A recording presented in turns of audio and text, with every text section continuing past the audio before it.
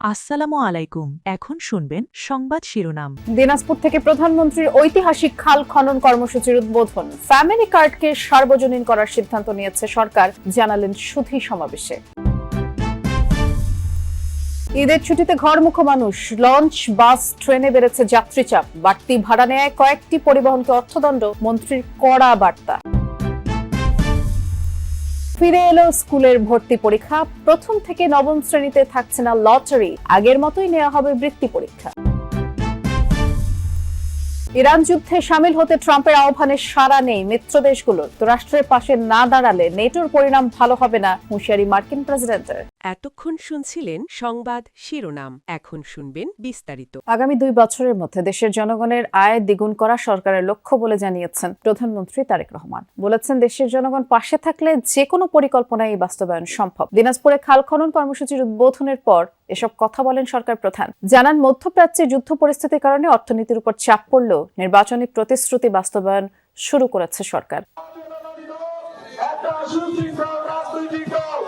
যেন ভালোর পথ ধরে আলোর দিকে চলা। বাবা প্রয়াত রাষ্ট্রপতি জিয়াউর রহমানের মতো কাদা মাটির কাছাকাছি প্রধানমন্ত্রী তারেক রহমান। 21 বছর পর নানাবাড়ি দিনাজপুরে এসেই পায়ে হেঁটে ছুটলেন গ্রামের পথে। প্রধানমন্ত্রী নিজেই তুলে নিলেন কোদাল। বলরামপুরের 12.2 কিলোমিটার দীর্ঘ সাহাপাড়া খাল খননের মধ্য দিয়ে উদ্বোধন করলেন দেশব্যাপী নদী, নালা, খাল, জলাধার খনন ও পুনঃখনন কর্মসূচি। তারেক যে আসলে খাল খনন হলে আমরা এলে অল্প পানিতে ডুবে যেত, হয়তো আর ডুববে না, এই জন্য আমরা এখানে আসছি। এখানে খাল খনন করলে মাছ চাষ করা যাবে, হাঁস পালন করা যাবে। বন্যার কারণে আমাদের ধানগুলো নষ্ট হয়ে যায়। এই নদীটা খনন হলে পানিটা সারাম বাইর হয়ে যাবে, আমাদের ষোলনা আবাদ হবে। নদী খনন হলে আবাদ পানি ভালো হবে, দেশের উন্নয়ন হবে, আমাদের গ্রাম এলাকার উন্নয়ন হবে।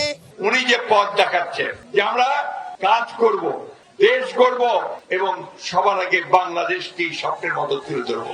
আমাদের প্রতিষ্ঠাতা শহীদ প্রেসিডেন্ট জিয়াউর রহমান এই খাল খনন কর্মসূচি শুরু করেছিলেন।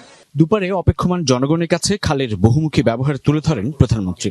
বলেন, শুধু খাল না, বহু নদীও ভরাট ও দখল হয়ে গেছে। তুলে ধরেন 5 বছরে 20,000 কিলোমিটার খাল খননের পরিকল্পনার কথা। একই সাথে ভূগর্ভস্থ পানির বদলে মাটির উপরের পানি ব্যবহারে গুরুত্ব আরোপ করেন। খাল খননের মাধ্যমে উজানের সময়, বর্ষার সময় যে অতিরিক্ত পানিটা, সেই পানিটা আমরা ধরে রাখবো, যাতে শুষ্ক মৌসুমেই হোক, বর্ষা মৌসুমেই হোক, আমরা আমাদের কৃষক ভাইদেরকে পানি সরবরাহ করতে পারি, যাতে আমরা আমাদের কৃষির উৎপাদন বাড়াতে পারি। প্রধানমন্ত্রী তারেক রহমান বলেন, স্বনির্ভর বাংলাদেশ গড়তে চায় তাঁর সরকার। 2 বছরে জনগণের আয় দ্বিগুণ করাই লক্ষ্য। জনগণ পাশে থাকলে যে কোনো পরিকল্পনা বাস্তবায়ন সম্ভব বলেও বিশ্বাস করেন সরকার প্রধান। নির্বাচনের সময় যেমন আপনারা আমাদের সমর্থন দিয়েছেন, এখনো কিন্তু আপনাদের সমর্থন ছাড়া কিন্তু আমরা এই কাজগুলো করতে পারবো না। জনগণের সমর্থন ছাড়া দেশ উন্নয়নের কাজ করা সম্ভব নয়। জনগণ সমর্থন দিলে, কারণ আমরা বিশ্বাস করি জনগণই হচ্ছে আমাদের সকল ক্ষমতার উৎস। দেশের মালিক হচ্ছেন আপনারা, কাজে মালিক যদি সাথে থাকে তাহলে আমরা যে কোনো কাজ ইনশাআল্লাহ করে তুলতে পারবো, যে কোনো পরিকল্পনাকে সফল করতে পারবো। পরিবার প্রিয়জনের টানে বাড়ি ফেরার পর্ব শুরু হয়ে গেছে। ঈদুল ফিতর উপলক্ষে একসাথে ঈদ করতে ঢাকা ছাড়ছেন মানুষ। ঈদযাত্রার ভোগান্তি আর ভিড় এড়াতে অনেকেই আগে ভাগে বাড়ি ফিরছেন। সরকারি ছুটির শুরুর দিন লঞ্চ, ট্রেন, সড়ক পথে যাত্রীরা বাড়ি ফিরছেন। তবে লঞ্চ ও ট্রেনের যাত্রীদের তেমন কোনো অভিযোগ না থাকলেও সড়ক পথে পরিবহনগুলোর বাড়তি ভাড়া আদায়ের অভিযোগ রয়েছে যাত্রীদের। এবার পরিজনের সাথে ঈদের আনন্দ ভাগাভাগি করতে রাজধানী ছাড়ছেন মানুষ। সোমবার শেষ কর্মদিবসে লঞ্চ ঘাটে যাত্রীদের চাপ কিছুটা বেড়েছে, মঙ্গলবারে তা আরো বাড়বে। তবে অন্যবারের তুলনায় এবারে ঈদযাত্রায় স্বস্তি প্রকাশ করেছেন যাত্রীরা। এরকম জনভোগান্তি আর কখন শুরু হয় না, ঝামেলা পোহাইতে হয় নাই। তবে আমরা ফোন কলের মাধ্যমে আমরা টিকিট কেটেছি, কেবিনের বুক দিছি, এখন কেবিনে উঠবো। প্রায় 1 বছরই দেখা হয় না, নানা নানু মামা মামি অনেকেই আছে। এদিকে ট্রেনের চিত্র ঠিক ভিন্ন। কর্মদিবসের শেষ দিনেও রয়েছে ট্রেনের যাত্রীদের চাপ। পরিবারের সাথে ঈদ উদযাপন করতেই নিরাপত্তা উপেক্ষা করেই অনেকে জায়গা করে নিয়েছেন ট্রেনের ছাদে। তবে ট্রেনে ছিল না কোনো শিডিউল বিপর্যয়। রিক্স হলে কিছু কারণ নাই, বাড়ি যাইতে হবে আমার, কারণ এই জায়গায় থাকার মতো স্পেস নাই আমার। বাড়িতে তো যেতে হবে। শিডিউল বিপর্যয় নাই, আমরা যে গাড়িতে যাচ্ছি এটা আপনার 1 ঘন্টা আগেই আসছে। ট্রেন যথাসময়ের আগেই প্রবেশ করছে এবং রাইট টাইমে ছেড়ে যাবে ইনশাআল্লাহ, এটাই সবচেয়ে বড় পাওয়া। সরকারি ছুটি শুরুর আগের দিনেই সড়ক পথে ঢাকা ছাড়ছে মানুষ, তবে বেশিরভাগ যাত্রীরই অভিযোগ বাড়তি ভাড়া নিয়ে। আব্দুল্লাহপুরে 2টি পরিবহনকে 20,000 টাকা জরিমানাও করা হয়েছে। যশোর নামানো যেতাম আগে হচ্ছে আমাদের নর্মাল গাড়িতে 600 টাকা নিত, আর এমনি সোহাগ পরিবারে 700 টাকা নিত। তা আজকে ঈদের সময় এখন আমার নিচ্ছে 960 টাকা। আমি যাবো সাতক্ষীরাত, আগে ভাড়া নিত 700 750, এখন নিচ্ছে 940। অভিযোগের প্রেক্ষিতে দেখতে পেলাম যে এরা ভাড়া বেশি নিচ্ছে। অতিরিক্ত ভাড়া নেওয়ার অপরাধে এই কাউন্টারকে জরিমানা করা হয়েছে 10,000 টাকা।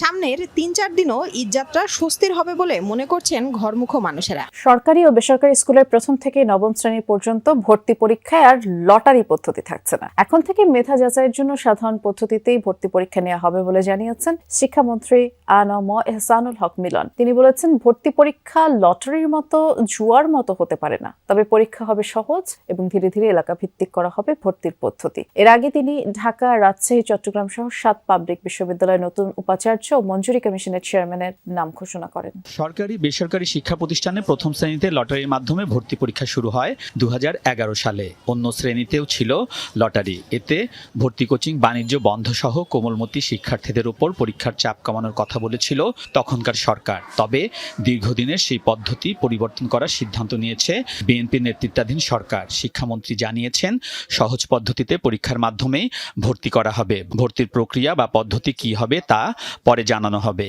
অ্যাডমিশন পরীক্ষা যেটা হয় সেটা আমরা লটারির পরিবর্তে পরীক্ষা নেওয়ার ব্যবস্থা করতে যাচ্ছি। কোনো জায়গায় শিক্ষায় লটারি, এটা তো জুয়া খেলা না। Why you think lottery? আপনি রিল্যাক্স করেন, আপনি আরো কমিয়ে দেন, টেস্টগুলি লিবারেল করেন, হোয়াট এভার দ্যাট ইজ। আপনি লটারি, যেই ছেলেটি কম্পিটিটিভনেসে আসতে পারে বা আসতে পারে না, তাকে সেই সুযোগটা দেন। খুবই সিম্পল ওয়েতে আমরা এক্সাম নিব, এমন কোনো প্রতিযোগিতা আনবো না যেটা ক্লাস 1-এর জন্য প্রযোজ্য না। হরমুজ প্রণালীর উপর পূর্ণ নিয়ন্ত্রণ রয়েছে বলে দাবি করেছে ইরান। মার্কিন ইসরায়েল যৌথ হামলার শুরুতে গুরুত্বপূর্ণ জলপথটি বন্ধ করার হুমকি দিয়েছিল তেহরান, তবে এখন পুরোপুরি কর্তৃত্ব দাবি করলেও জানিয়েছে পুরোপুরি বন্ধ নয় এই প্রণালী। ইরানের দাবি, হরমুজ প্রণালীতে স্মার্ট কন্ট্রোল রয়েছে তাদের, কেবল যুক্তরাষ্ট্র, ইসরায়েল এবং তাদের মিত্রদের জন্য এটি বন্ধ করেছে তেহরান। এর মধ্যে ভারত তার কিছু ট্যাঙ্কারকে হরমুজ প্রণালী দিয়ে পার করার অনুমতি পেয়েছে, তবে যুক্তরাষ্ট্রের অভিযোগ গুরুত্বপূর্ণ জ্বালানি সরবরাহের পথটি বন্ধ রেখেছে তেহরান। ইরানের বিরুদ্ধে যুদ্ধে সরাসরি নেটোর সহায়তা চাইলেন মার্কিন প্রেসিডেন্ট ডোনাল্ড ট্রাম্প। মিত্ররা যুক্তরাষ্ট্রের পাশে না দাঁড়ালে নেটোর পরিণাম ভালো হবে না বলেও হুঁশিয়ারি দেন। ফিনান্সিয়াল টাইমসকে দেয়া সাক্ষাৎকারে সামরিক এই জোটকে একমুখী রাস্তা আখ্যা দেন ক্ষুব্ধ ট্রাম্প। কি ধরনের সহায়তা চান জানতে চাইলে মার্কিন প্রেসিডেন্ট বলেন, যা যা প্রয়োজন তাই তিনি চান। বলেন, হরমুজ প্রণালী খুলতে সহায়তায় ব্যর্থ হলে তার নেটোর ভবিষ্যতের জন্য খারাপ ফল বয়ে আনবে। আর ঘনিষ্ঠ মিত্র যুক্তরাজ্যের অবস্থান নিয়েও হতাশা জানান। বলেন, ব্রিটিশ প্রশাসনকে ডাকলেও এগিয়ে আসেনি। যখন বিপদ কেটে গেছে তখন 2টি যুদ্ধ জাহাজ পাঠাতে চেয়েছে। ইউক্রেন যুদ্ধে যুক্তরাষ্ট্রের ভূমিকাও মনে করিয়ে দেন ট্রাম্প। বলেন, হাজার হাজার মাইল দূর থেকেও সহায়তা করেছে ওয়াশিংটন। আবারও আমন্ত্রণ রাখছে